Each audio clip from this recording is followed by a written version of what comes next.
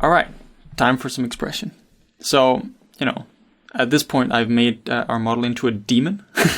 So between the last chapter and this, I just erased the eyeballs because I wanted a clean base to start from when sculpting the pupils and the iris. So there are a lot of different ways to do this, I guess. In this tutorial, I start off with the Damien Standard, just because I feel like it was hard to gauge exactly where she was looking and I wanted her to look. So the Damien Standard brush was just purely there for me to define the eye, just so I could see the curvature of it before I actually committed to it.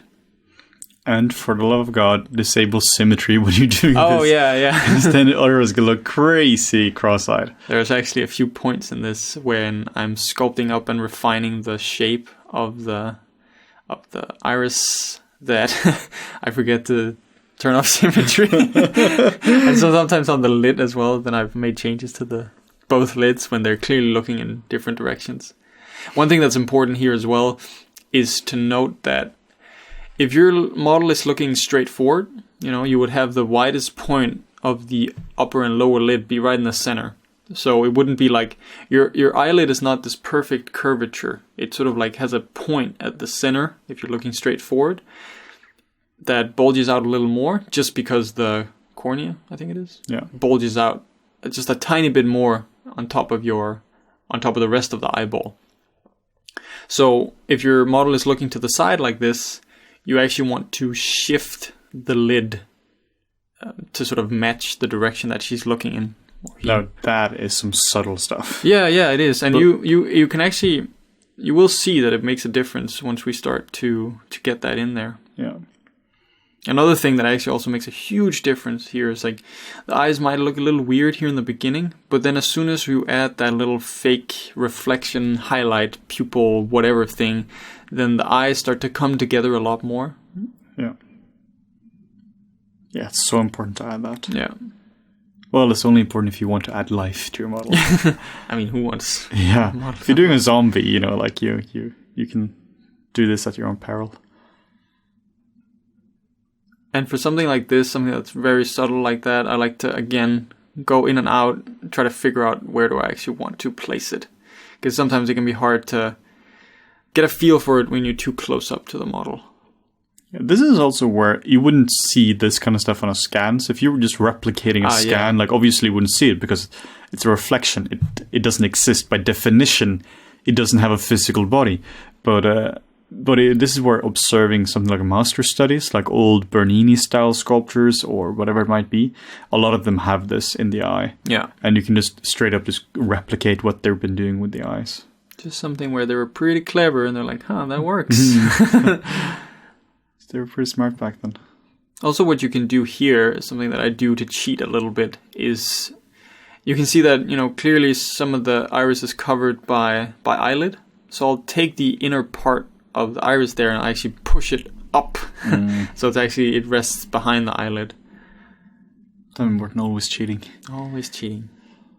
Another thing to add some subtlety and to soften her look a little bit more was I raised the inner parts of the eyebrows just a tiny bit. And this is where I'm messing up with symmetry. You can see I'm actually symmetrically moving both eyes, which I'm not supposed to do at this point. Then I look at the eye, I'm like, wait, that's very, very messed up. Oh, I had symmetry on. Okay. Yeah, that happens. Yeah, so, because I was pretty sure that, my eyes weren't that messed up before, right? I now fixed it in one side and you had symmetry still on. Exactly. So then we go back and, this is one of the things that will happen to you when you're working with and without symmetry. You're switching between them. It's very easy to forget that you've turned it off or turned it on sometimes. I sometimes add the symmetry button to my interface for with no other function than just as a visual cue. Yeah. You can also see around the cursor, there is like a circle, and there's a double circle if symmetry is enabled. But these, when you're in the flow, if there isn't like warning, which is like blinking and yelling at me, so telling me symmetry is on, then I don't notice. So this is what I was talking about before, when you shift the position of your eye from looking straight ahead to the side, down, up, or whatever it is. It actually changes the way the lid the lid sits, and it changes the way the lid interacts with fat pads on either side of your both your upper and lower lid. Yeah. Yeah, it's not just that you have a circle or a sphere inside of your eye, and that sphere rotates around like the way it is in CG. There are muscles pulling on this, and this definitely changes the area around it. And also, the eye isn't perfectly spherical. Like the cornea of it definitely has bulge to it. Yeah. And here I'm trying to stare into the soul of my model. Essentially, I'm trying to evaluate whether the model is cross-eyed, or if her, if where the eyes are looking, is that the expression that I'm looking for? Spoilers, it is, because I tested this before I recorded it. But those are the thoughts that will go through my head. And also, that's the tricky part about recording something like this, is that you kind of have to experiment with it a little bit. I don't want to show you the experimentation, because I might have done 10 different eyes and only one of them worked, right? So that can be the tricky part in doing something like this. There is definitely some merit in showing some experimentation, just so you guys realize that it's not just a straightforward process. And then it's a waste of time. Yeah. That's a fine balance, really. So here, it's just trying to make the eyes a little deeper, basically. By making the eyes deeper like this, just carving it in even more, you get a little more of a reflection down at the bottom of the eye, which can be quite nice.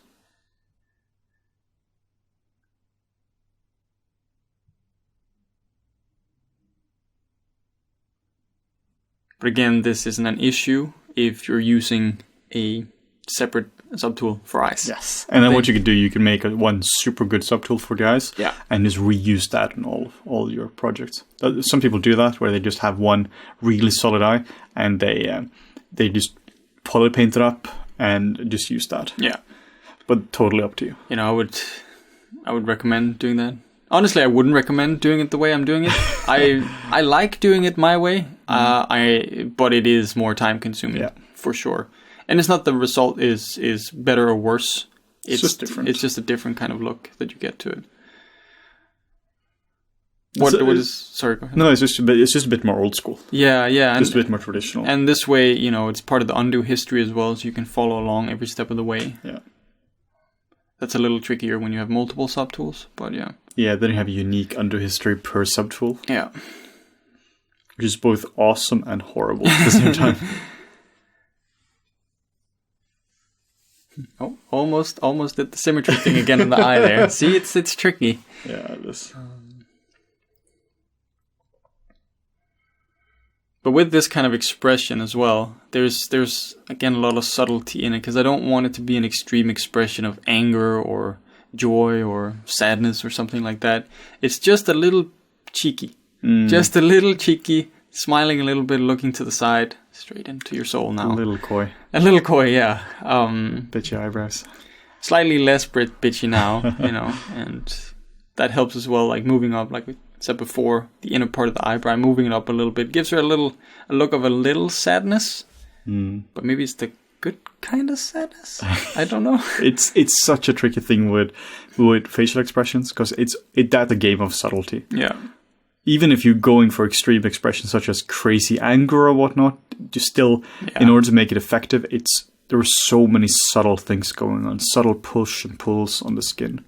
So here's an example of where you can have skin and fat buildup from turning your eye. It's one of those like tiny subtleties where it could just create a more defined plane here, and I'm trying to accentuate it by just carving away some of the volume next to it, just to show you that, okay, moving your eye to that position on the right side of her face moves the skin, builds up the skin there.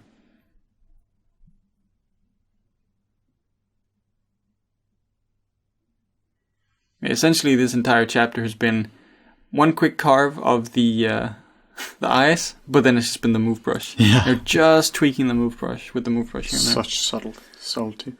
I feel we've said that around 300 times in this tutorial. It's all about the subtlety. But it really is. It really is. The even more subtleness is sculpting a baby. Yeah, I did that once. Like that, there is nothing. It was really hard, actually. Yeah, that's just some eyes and some fat around it, and It's a lot of fat. Yeah, it's a lot of fat.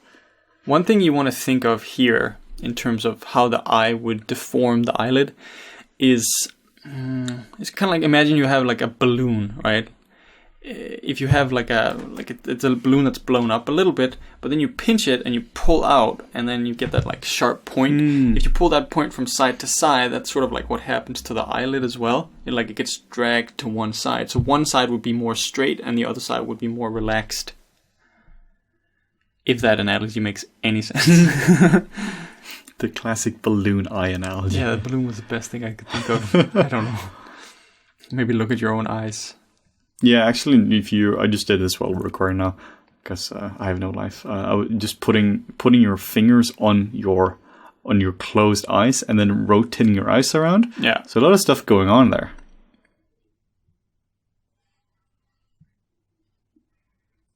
And at the same time, while we're doing this expression thing, it's a good time to add just some more subtle messed upness to the face, where you can make the face a little more lopsided, place one ear a little higher or lower than the other, make the nose a little bent maybe.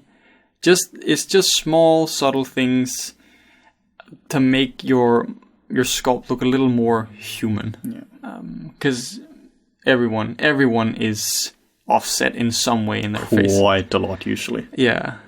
You see that with celebrities, scans of celebrities as well, scans of regular people as well. They're all a little bit messed up. Yeah. And you don't necessarily see that when you just see those perfect symmetrical faces, but there's actually a lot of symmetry it's just a lie. Yeah, if you are going to be doing this for production, then I wouldn't add asymmetry at this point. No. Then I would first retopologize it and do your UVs in a symmetrical fashion, and then I'd go back and add all the asymmetry afterwards. Because it's just so much easier to do retopo on a symmetrical model. Yeah. There's no reason to redo that twice. Now, why make your life harder than it needs to be? You're already doing a hard thing. Yeah. So... yeah, let's technically keep it as simple as you can. Yeah. Yeah, it's interesting how just a little bit of asymmetry can do to it. Just a little smirk as well. Just some change to the mouth. Move it up and down a little bit. I really enjoy working without symmetry. Yeah. It's very liberating, I think. Just not if you do it by accident. Yes. That really sucks.